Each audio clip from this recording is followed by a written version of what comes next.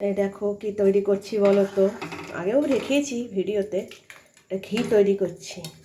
আমি এরকম অনেকবারই বহুবারই করেছি ঘি, কিন্তু এখন দুধটা একটু কম পাওয়া যাচ্ছে।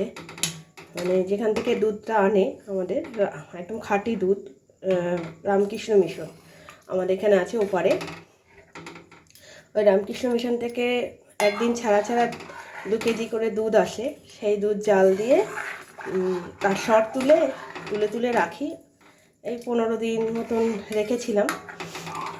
এই সর তুলে তুলে জাল দিয়ে ঘি বানাই, খুব টেস্টি হয় একদম ঘরে। অবশ্য আমি খাই না, খুব সুন্দর চেহারা তো আমার, ওই জন্য আমি খাই না। আমার হাজব্যান্ড খায় আর আমার ছেলে খায়। বিশেষ করে ছেলের জন্যই করা। ও একটু মাছ খায় না তো, ওই জন্য একটু ঘি টি খায়। এইভাবে তোমরাও বানাতে পারো। ঘিটা হয়ে গেলে, কারণ আমি জুড়তে পারি না তো ভিডিও, ঘিটা হয়ে গেলে আমি দেখাবো।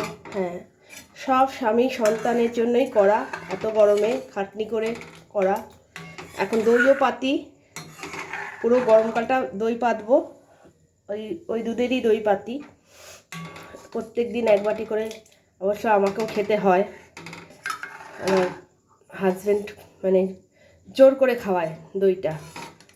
আমি তো দুধ খাই না, দইটা আমাকে খেতে হয়। শুধু আমি দুধের চা খাই, চা খেতে ভালোবাসি, চা খাই। কিন্তু ওই যে হাজব্যান্ডের ভয়ে তো দইটা খেতে হয়, না হলে খাওয়ার পরে না হলে ভীষণ অশান্তি করে। ঘিটা আমি খাই না, ইচ্ছে হয় কিন্তু খাই না। কী করব, কিছু করার নেই, প্রচুর প্রেশার এই গরমে।